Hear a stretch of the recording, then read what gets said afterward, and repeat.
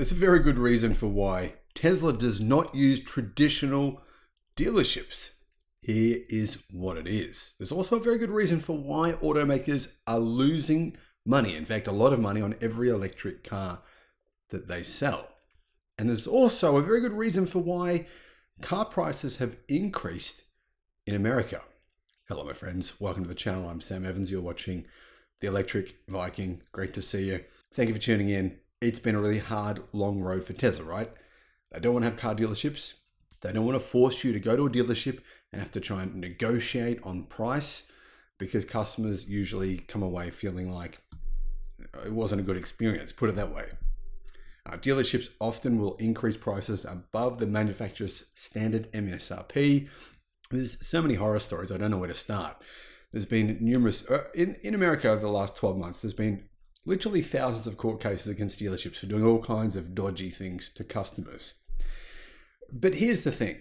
For Tesla, they've had to fight. They've had to go to court many times to sell cars in America without having dealerships. I think that's insane. There's one very good reason for why that is. And yeah, there's actually a few reasons, but one of them stands out. Automotive professionals, as in retail professionals, people that work at dealerships or in retail sales of vehicles, well, they make a lot more money than you'd think. So you're basically paying for their salary. Now, I'm happy personally if I buy a car from a dealership, if I was forced to do that, I'm thinking, you know what, if they make a reasonable salary, fair enough, they probably work hard for it. But I was not expecting this. Automotive News did a salary survey across thousands of retail automotive professionals in 2023 to ask them how much money they made. Well, the average salary was $219,000. That's US dollars. So that's about 340,000 Australian dollars. Now, here in Australia, to get that kind of money, generally you've got to be a really high-level executive, manager, CEO even possibly. But the average salary across the workforce in America for retail professionals was $219,000 US dollars in 2023. That's a lot of money. And that means that when you go and buy a car, well, basically the profit that they make from that car is paying their salaries. To give you some context, the average wage in the United States in 2022 was $71,700. That means that car dealerships, workers, employees, etc., appear to be making an average of more than 3 times that. I mean, 71,000 times 3, that's still only $210,000. So they're making 3 times more, plus an extra $9,000 on top. You know what? Really, we get paid for the value we bring, not time. Not for me here.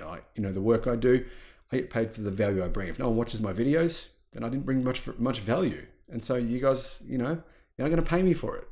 So I understand we get paid for value, but it's true that automotive workers do a lot of hours.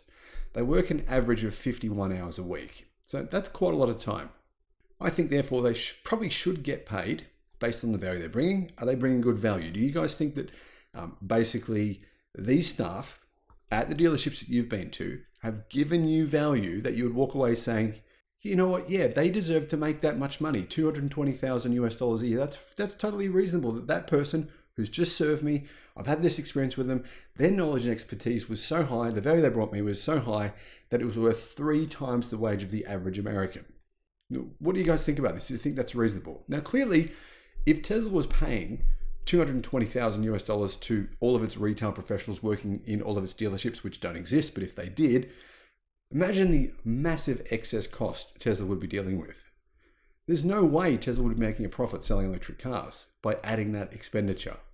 Clearly, that's a big benefit for Tesla. And it's the key reason why it's still the only automaker, legacy automaker, the only automaker except for BYD, that makes a profit selling electric cars. And I published a report recently that showed the average loss for all of legacy auto was around $6,000 US dollars per car for every EV they sold.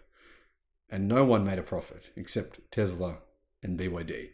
And now when it comes back to dealerships, are you really getting a lot of value with your EV? Now, when you buy an electric car here in Australia, you have to pay to service that car.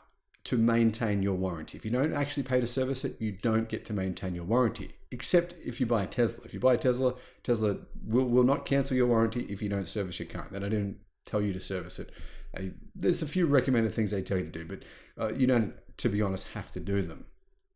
With other brands, you do. I mean, for example, the Kia EV9, I believe the servicing costs are $2,000 after you've driven it for 100,000 kilometers. So if you drive for 60 miles, it's going to cost you $2,000, 2,000 Australian dollars, so about $1,400 US to service it. Now, what do they do when they service that electric car over that 60,000 miles?